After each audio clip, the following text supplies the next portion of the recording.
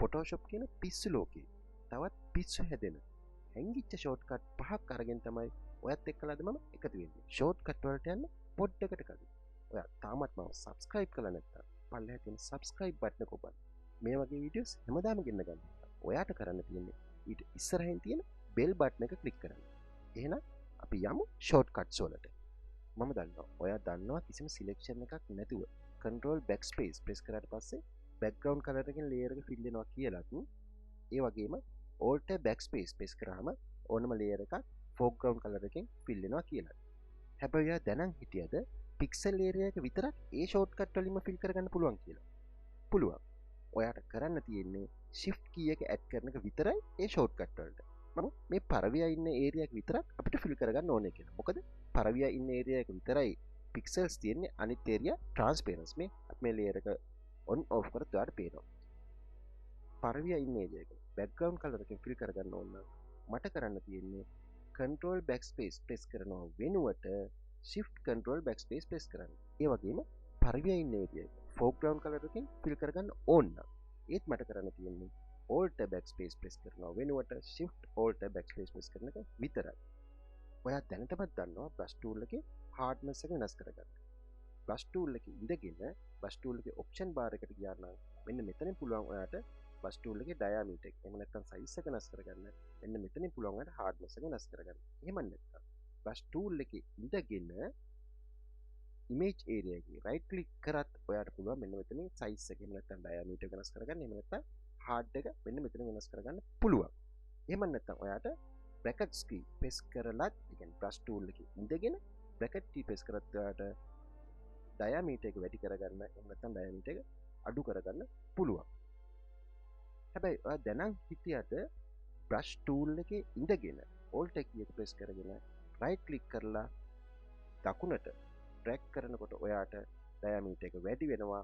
වමට drag කරනකොට diameter එක අඩු වෙනවා. ඒ වගේම උඩට drag කරනකොට hardness එක අඩු වෙනවා. යටට drag කරනකොට hardness එක වැඩි වෙනවා. ඔයා දැනන් හිටියේ නෑ නේද මේක? Photoshop වල tool box එක ගත්තොත් ඔයා දන්නවා හැම tool එකකටම shortcut එකක් තියෙනවායි කියලා. මේ tool වල tool group තියෙනවා. ඒ කිව්වේ මෙන්න මේ වගේ. මේ lasso tool එක ගත්තොත් මේ lasso tool එකේ group එකක් තියෙනවා. hidden වෙච්ච tool ඒ group එක ඇතුලේ තියෙනවා. අපි ගත්තොත් එහෙම spot healing brush එක මේ healing brush වලත් hidden වෙච්ච tool group එකක් තියෙනවා. මේ clone ගත්තත් මේ clone වලත් hidden වෙච්ච tool group එකක් තියෙනවා. මේ ඉස්සරහින් arrow එකක් තියෙනවා. ඕනම tool group එකක hidden වෙච්ච tool තියෙනවා. ඔයාට පුළුවන් ද shortcut වලින් මේ tool group වල hidden වෙච්ච tool වලට ගමන් කරන්න. හරිම ලේසි. ඔයාට spot healing brush එකට යන්න ඕනේ. spot healing brush එකේ shortcut එක J press කරනවා. හැබැයි දැන් patch tool එකට ඇවිත් තියෙනවා. ඉතින් ඔයාට දැන් කරන්න තියෙන්නේ shift එක press කරගෙන මේ J අකුර press කරන්න. එතකොට අර hidden වෙච්ච tool හරහා ගමන් කරනවා. මේ ඔයාට පේනවා ඕනම tool එකක shortcut එකත් එක්කලා shift කියන key එක press කරොත් එහෙම ඔයාට පුළුවන් ඒ tool group එකේ hidden වෙච්ච tool අතර ගමන් කරන්න. මම S අකුර press කරනවා. S අකුර press කරාම clone stamp tool එකට යනවා. මම shift එකත් එක්කලා S අකුර press කරොත් ඔයාට පේනවා මේ tool group එකේ hidden වෙච්ච tool අතර ගමන් කරනවා. මම T අකුර press කරොත් එහෙම type tool එකට යනවා. shift එකත් එක්කලා ආපහු T අකුර press කරොත් එහෙම ඒ tool group එකේ hidden වෙච්ච tool අතර ගමන් කරනවා.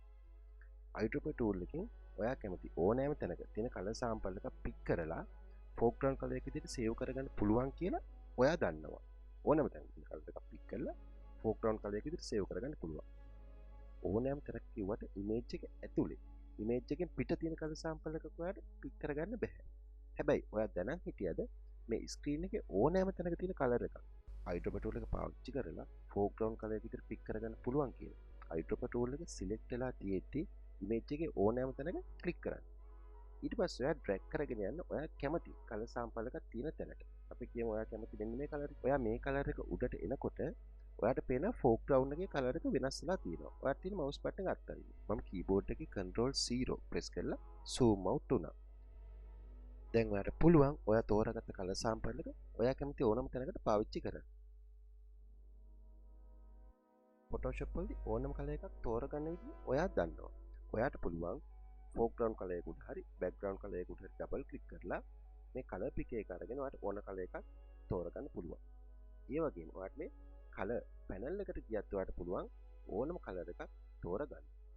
කලර් පැනල් එක මෙතන නැත්නම් ඔයාලට පුළුවන් මේ Windows ගිහිල්ලා කලර් පැනල් එක තෝරගන්න. එතනින් ඔයාලට පුළුවන් ඕන කලර් එකක් තෝරගන්න. හැබැයි ඔයා දැනන් හිටියද ඔයාගේ මවුස් පොයින්ටර් එක තියෙන තැනටම මේ කලර් පැනල් එක අරන් එන්න පුළුවන් කියලා. ටූල් බොක්ස් එකකින්. මෙන්න මේ crop tool එකෙන් පල්ලෙහ ඕනම ටූල් එකක ඉඳගෙන ඔයාට පුළුවන් shift එකයි alt එකයි press කරගෙන right click කරන්න.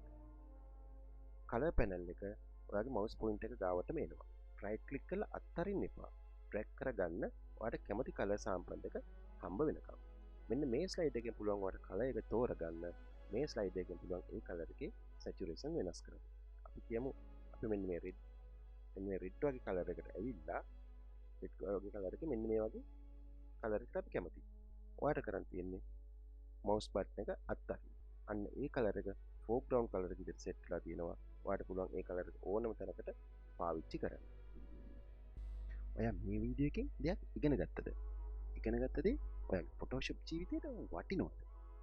වටිනවා නම් දෙයක් ඉගෙන ගත්තා නම් ඔයා තාම මාව subscribe කරලා නැත්නම් ඔයාට කරන්න තියෙන්නේ යටින් තියෙන subscribe button එක ඔබලා මාව subscribe කරන්න. මේ Photoshop පිස්සු ලෝකේ තවත් පිස්සු හැදෙන වීඩියෝ එකක් මම දැම්මහම ඒක මිස් වෙන්නේ නැතුව බලන්න ඕන නම් ඔයාට කරන්න තියෙන්නේ ඊට ඉස්සරහින් තියෙන bell button එක ඔබන එක විතරයි. මේ වීඩියෝ එක බලුවට ඔයාට ගොඩාක් ස්තුතියි. සුබ දවසක්.